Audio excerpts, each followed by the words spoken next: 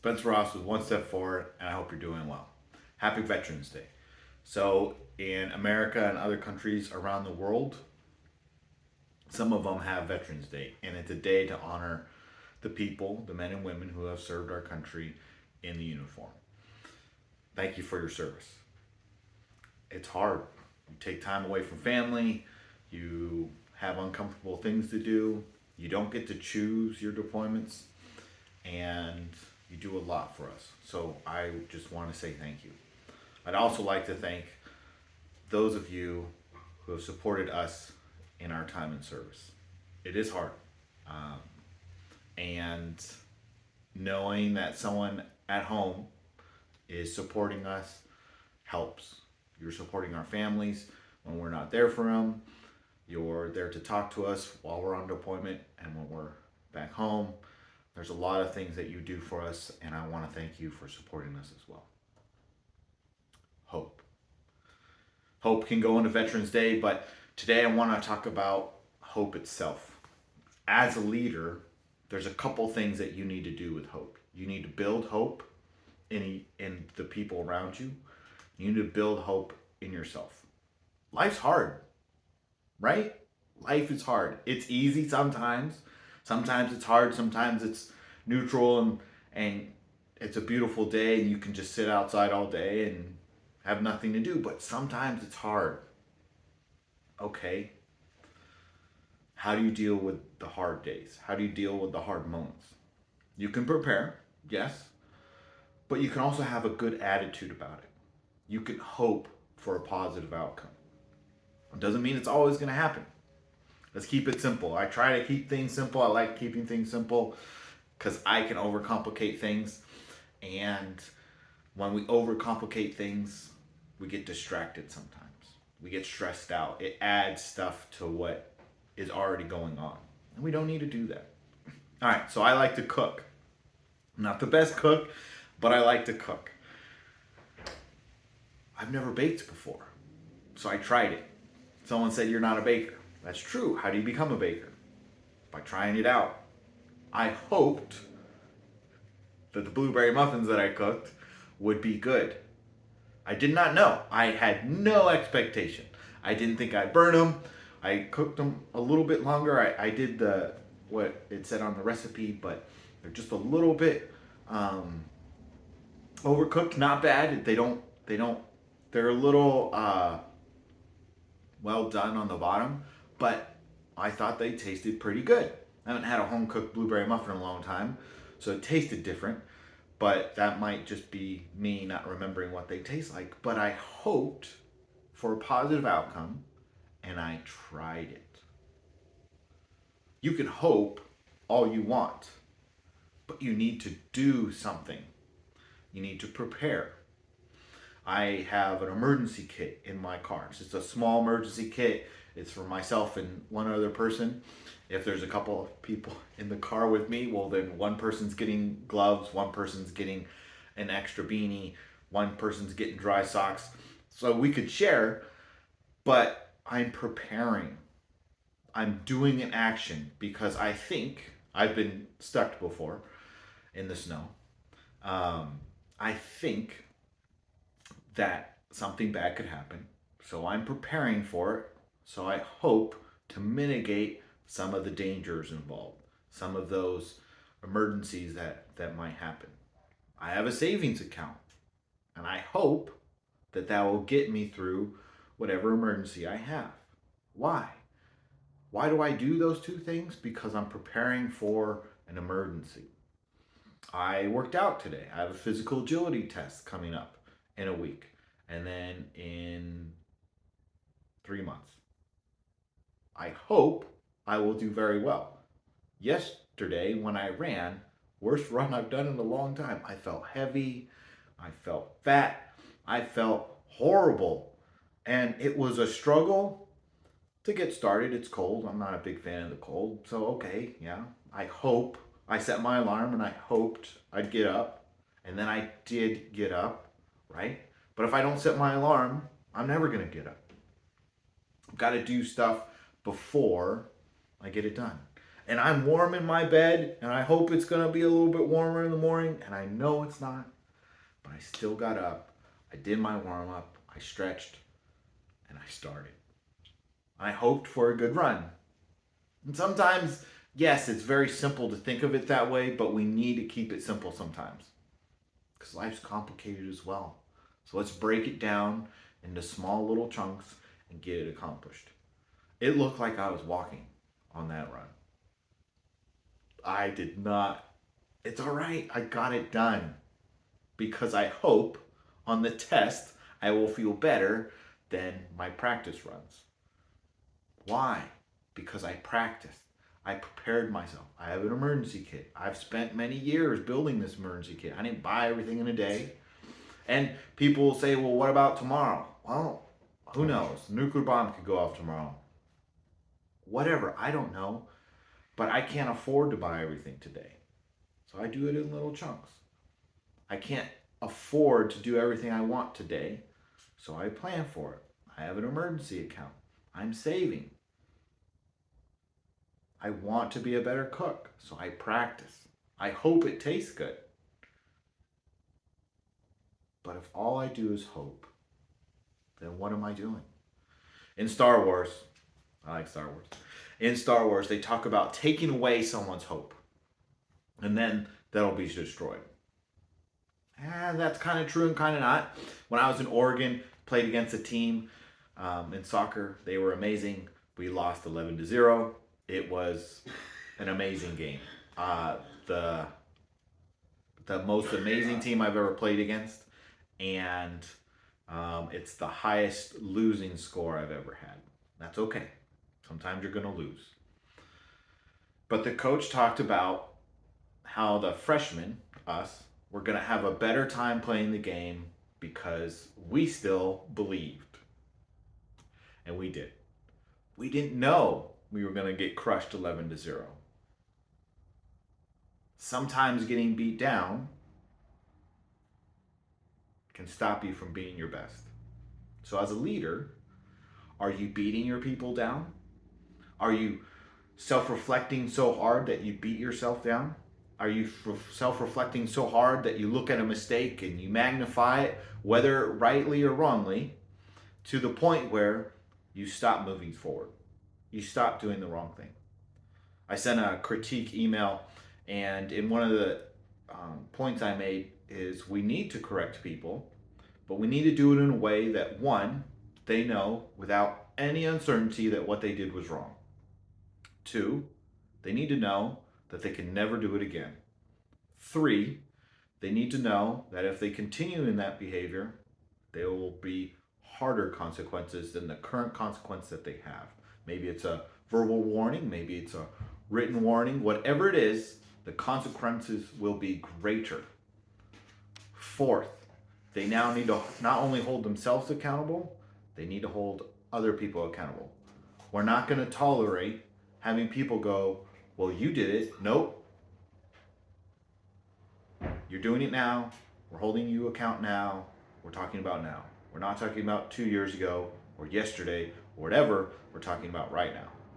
As a leader, we have a responsibility to hold people accountable.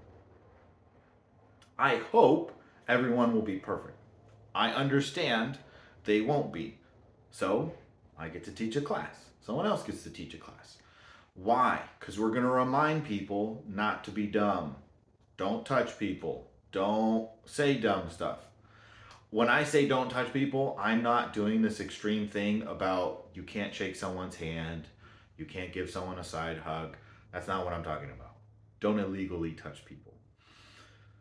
But as a leader, we need to build people up and remind people and give people the tools that they need to be successful. Why? What did we talk about last time? Home. We need to make home what we want it. As a leader, we're responsible for ourselves, right? We are our own business, we're our own marketing department, our own leadership department, whatever.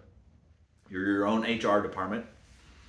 But you have a responsibility to the people around you. If somebody's being dumb, elections just completed.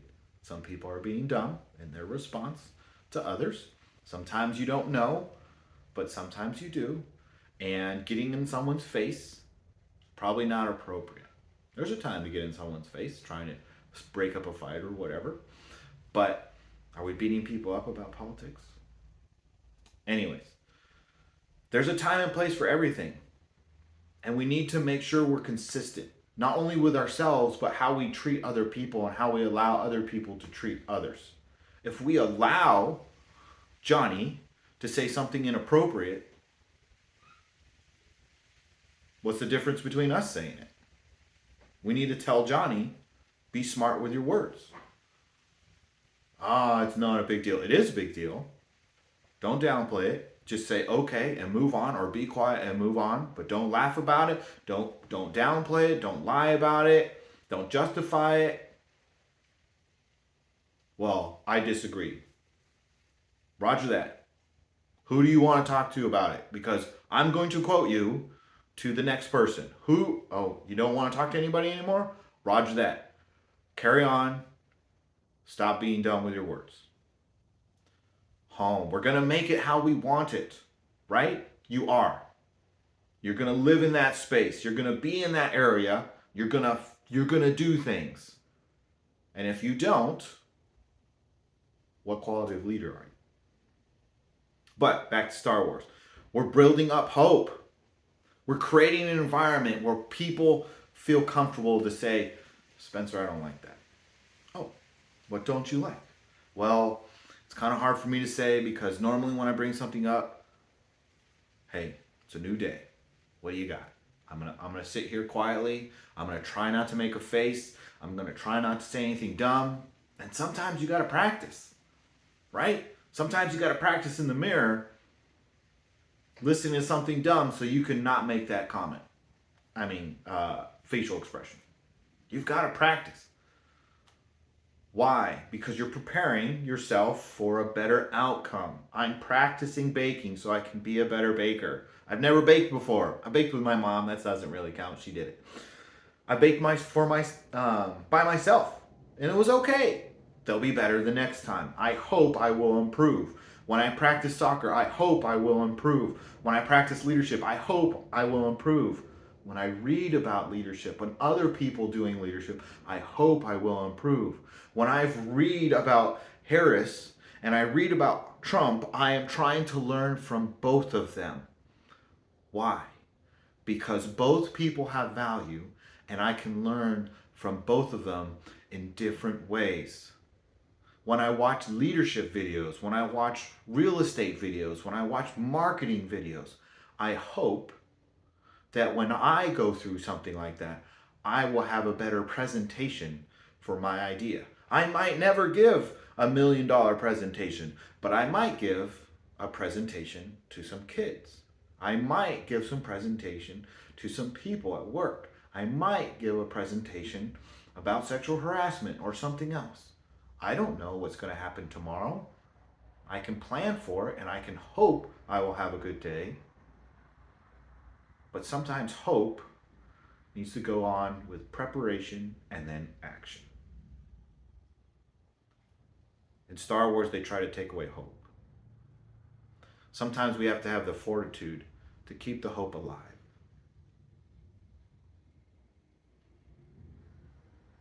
I have a friend, she was beaten and she has memory issues now. And she was talking to me and she stopped for a moment. I was with her, it wasn't over the phone. And it's taken me a long time. As a twin, I finished my brother's sentences. He finished mine. It was just something that happened. People don't like that. They want to be able to finish their own sentences. It's taken a long time to not only learn that, but to apply it, practice it, and do it well. I still finish people's sentences on occasion, and I really try not to do that. But I paused and I let her finish the sentence. And she started to cry a little bit. And she said, "I'm really sorry." I'm like, "No, I understand. Take as much time as you want." And she started to cry, saying that some people aren't patient. And by the end of our conversation, okay, it took a little bit longer. She had a better outcome. She had a better thought process because someone believed in her and it raised up her conscious. Sometimes we have to do that on our own. Resiliency, having thick skin, not listening to the negativity in our own mind or other people giving it to us. And sometimes we need to build up others. We need to have hope in what we can do and then work it out so that we can do that. I didn't go run 4 miles yesterday on a whim. I worked up to 4 miles. Why? Because I didn't want to get hurt. I want to be able to sustain that. I want to be able to function later in the day. I didn't talk to this young lady because I was there, but I didn't talk to her because I was there. I was asking her a question and I didn't patiently wait for her thinking that this will build up her self-esteem. No, I wanted to be a good friend. Being a good leader is a good friend. Yes, calling someone to account is being a good friend. And when the evil empire comes and tries to take away our help, are we the ones standing up against them? Patiently, calmly, positively, and doing something with words and deeds to build people up. I struggle with hope sometimes. Not all the time, but I do struggle with it. Where can we improve? Where can we improve for ourselves? Where can we improve for others? I was reading something and they talked about how it was a political thing. Politics in America, there's a lot of news about that right now. And all they could do is blame someone else. No self-reflection. What are you doing to criticize yourself in a positive way that will help you improve so that you are driving that brightness in others and yourself? Be that hope for yourself and others as you go through this week. Where can you improve? Hope is a hard one. It's one of those words where we talk about it, we don't really think about it, but are we having a positive thought that this will end in a positive way, whether it's baking or improving a relationship? Spencer Ross with One Step Forward.